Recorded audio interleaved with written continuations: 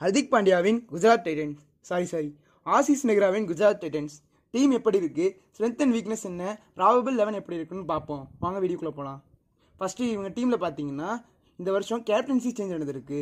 இதுக்கு முன்னாடி கேப்டனாக இருந்த ஹர்திக் பாண்டியா மும்பை இந்தியன் டீமுக்கு போயிருக்காரு. ஜிடியோட நியூ கேப்டனாக சுமன் கில் அப்பாயின் பண்ணப்பட்டிருக்காரு. இவங்க ஸ்குவாடில் பார்த்தீங்கன்னா சாய் கிஷோர், சாய் சுதர்ஷன், விஜய் சங்கர், ஷாருக் கான்னு 4 தமிழ்நாடு பிளேயர்ஸ் இருக்காங்க. குஜராத் டைட்டன்ஸோட ஸ்ட்ரென்த்னு பார்த்தீங்கன்னா இவங்களோட யங் டீம் தான்.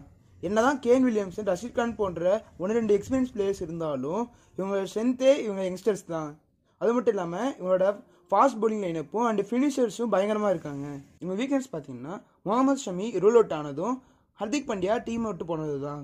ஹர்திக் பாண்டியாவுக்கு பதிலாக என்னதான் டீசெண்டாக ஆல்ரவுண்டர்ஸ் எடுத்திருந்தாலும் ஹர்திக் பாண்டியா இல்லாதது ஒரு பெரிய மிஸ் தான் ஜிடிக்கு. இவங்களோட ப்ராபபிள் பிளேயிங் 11 பார்த்தீங்கன்னா ஓப்பனர்ஸாக ரிதிமன் சாகா அண்ட் சுமன் கில்லும், in at 3 Kane Williamson, in at 4 Vijay Shankar, in at 5 David Miller, in at 6 ராகுல் Tewatia, in at 7 Shahrukh Khan, in at 8 Rashid Khan, in at 9 Joshua Little, in at 10 Mohit Sharma, in at 11 Umesh Yadav இருப்பாங்க. இம்பாக்ட் பிளேயராக சாய் சுதர்ஷன் விளையாடுவார். இந்த டீம் வச்சு சுமன் கில் ஜிடியை டிராஃபி கிட்டே கூட்டு போவார் நீங்கள் நினைக்கிறீங்களா? கமெண்ட் பண்ணுங்கள்.